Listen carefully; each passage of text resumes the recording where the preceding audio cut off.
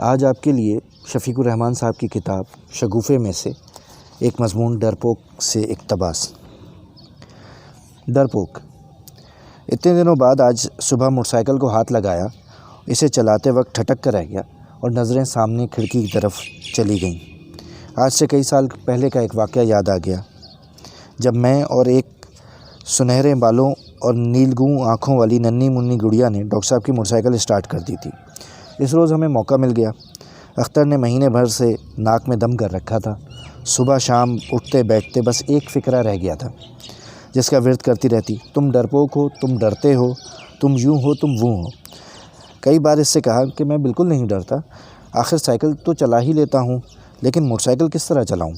چلانا تو ایک طرف رہا، میں اسے ہلا بھی نہیں سکتا، نہ یہ پتہ کہ چلانے کے لیے کون سی کمانی گھماتے ہیں، اور اگر چل پڑے تو روکتے کس طرح سے ہیں۔ وہ منہ چڑھا کے کہتی، ڈاکٹر صاحب تو روز چلاتے ہیں، چلانا سیکھ کیوں نہیں لیتے؟ میں کہتا، کوئی سبق ہو تو یاد کر لوں۔ وہ تو ہینڈل پکڑ کر ایک دو لتی سی مارتے ہیں اور پھٹ پھٹ کی آواز آنے لگتی ہے، پھر نہ جانے کیا کھینچا تانی کرتے ہیں کہ دیکھتے ہی دیکھتے موٹر سائیکل ہوا ہو جاتی ہے۔ تب کہا جاتا، تم یہ سب کیوں نہیں کر سکتے، بس ڈرتے ہو نا۔ میں سمجھاتا کہ ابھی موٹر سائیکل کے برابر تو ہم خود ہیں، بڑے ہو گئے تو موٹر سائیکل چھوڑ پوری موٹر چلایا کریں گے۔ کبھی ہمارے جتنے بچوں کو موٹر سائیکل چلاتے ہوئے دیکھا ہے؟ اس کے جواب میں ایک تصویر پیش کی جاتی، ایک موٹر سائیکل کوئی لڑکا چلا رہا ہے اور ایک لڑکی پیچھے بیٹھی ہے۔ میں بہترا کہتا کہ یہ تصویر فرضی ہے، یوں ہی کسی نے کھینچ دی ہے، لیکن جواب وہی ملتا کہ بس ڈرپوک ہو۔ آخر اس کے بار بار کہنے پر تنگ آ کر میں نے تہیہ کر لیا کہ ایک روز موٹر سائیکل چلاؤں گا۔ اختر کو یقین تھا کہ سارا ڈر تب تک ہے جب تک موٹر سائیکل چلتی نہیں، ایک دفعہ چل پڑے تو بس پھر یوں لگے گا جیسے معمولی سائیکل چلا رہے ہیں۔ جب کبھی ڈاکٹر صاحب موٹر سائیکل چلاتے تو ہم بڑے غور سے سارا عمل دیکھتے۔ شروع کی باتیں تو سمجھ آ جاتی، لیکن بعد میں جو 3-4 حرکتیں اکٹھی کر جاتے ان کا کچھ پتہ نہ چلتا۔ اختر بولی، تم پوچھ کیوں نہیں لیتے ڈاکٹر صاحب سے؟ میں نے کہا، بتائیں گے نہیں، ممکن ہے ناراض ہو جائیں اور پینے کو سخت کڑوی کسیلی دوائیں دیں۔ بولی، تم ڈرپوک ہو۔ میں جھلا اٹھا اور سینہ پھلا کر بولا، آج ڈاکٹر صاحب سے ضرور پوچھوں گا۔ ڈاکٹر صاحب اندر سے نکلے، میں برآمدے میں کھڑا تھا، ان کے ساتھ باہر تک گیا۔ انہوں نے پیچھے مڑ کر دیکھا، میں نے سلام کیا۔ انہوں نے جو عجیب طرح گھورا تو میں گھبرا گیا۔ اختر کھڑکی کے پردوں سے جھانک رہی تھی۔ ڈاکٹر صاحب بولے، سناؤ بچے، کیسے ہو؟ جی بالکل اچھا ہوں، ایک بات پوچھنے آیا تھا۔ بات یہ ہے کہ وہ اگر آپ اجازت دیں تو ہم باغ میں جا کر گالیاں اور موجریں کھا لیا کریں۔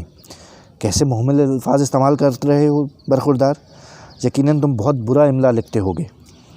میں استانی صاحبہ سے ضرور کہوں گا، گالیوں اور موجروں سے کیا مطلب ہے تمہارا؟ جناب میں کہہ رہا تھا کہ مولیاں اور گاجریں، غلطی سے وہ۔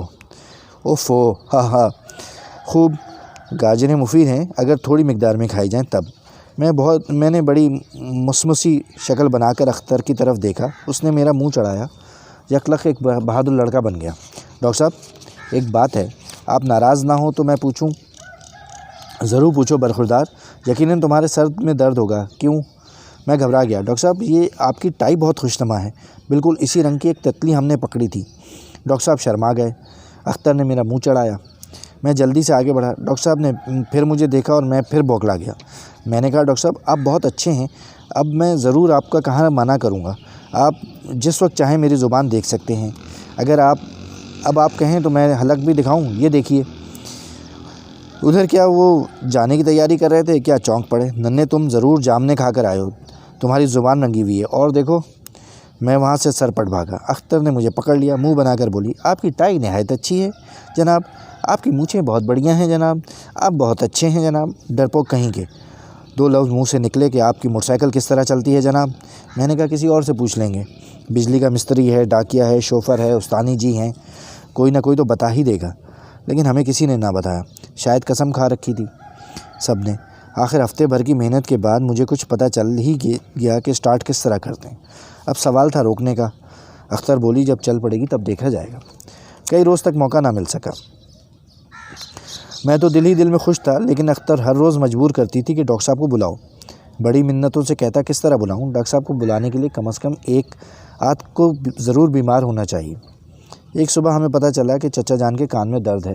فوراً سوجی کہ ڈاکٹر صاحب کو چچا جان کی طرف سے فون کیا جائے۔ ہم چوری ٹیلی فون کے کمرے میں گئے اور چاروں طرف سے کمرہ بند کر لیا۔ اختر نے مجھ سے کہا میں موٹی آواز میں چچا جان کی طرح بولوں۔ میں نے ڈرتے ڈرتے فون کیا۔ ڈاکٹر صاحب کی بھاری سی آواز آئی، ہیلو۔ میں نے گلا صاف کرتے ہوئے کہا ہیلو۔ پہلے آواز بالکل باریک تھی، پھر اختر کی چٹکی سے یکلخت موٹی ہو گئی۔ کون صاحب ہیں؟ انہوں نے پوچھا۔ جی ہم ہیں، میرا مطلب یہ ہے کہ میں ہوں۔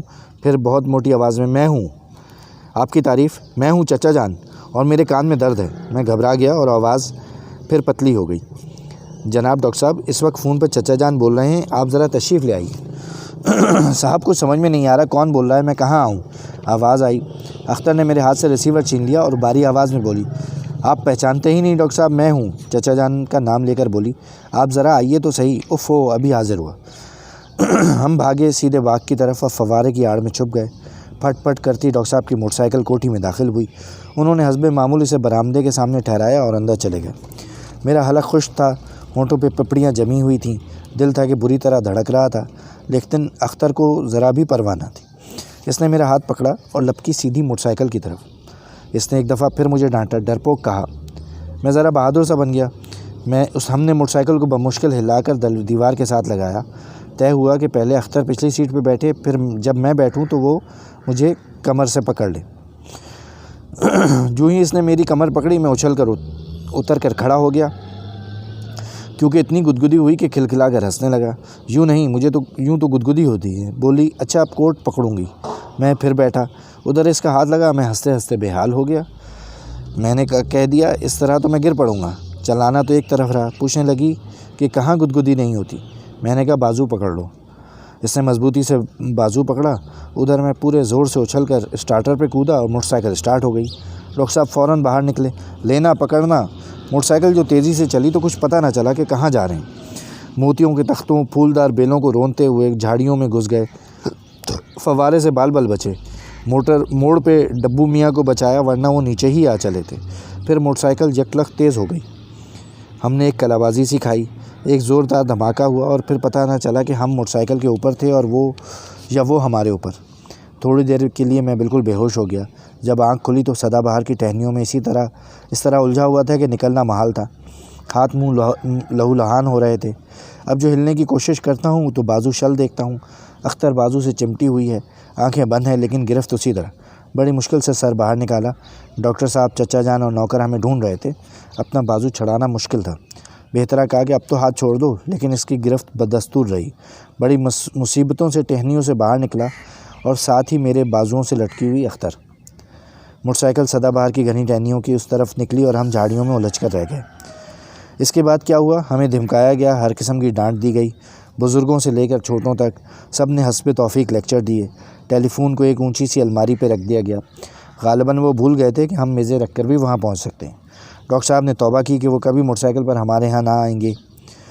اختر کے ابا کو یہ ساری کہانی لکھ کر بھیجی گئی۔ وہ ہمیں کسی دور دراز اسکول میں بھیجنے کی دھمکی دی گئی۔ کچھ دنوں بعد اختر کہیں چلی گئی۔ مجھے بھی کسی اور جگہ پڑھنے بھیج دیا گیا۔ پھر مدت کے بعد اس کی تصویر آئی۔ ہر نئی تصویر میں وہ زیادہ سنجیدہ اور مدبر بنتی گئی۔ پھر سنا کہ اس کی کہیں منگنی ہو گئی، اس کے خط آنے بند ہو گئے۔ اس کے بعد پتہ نہ چلا کہ وہ کہاں ہے۔ آج صبح موٹر سائیکل اسٹارٹ کرتے وقت میں ٹھٹک گیا۔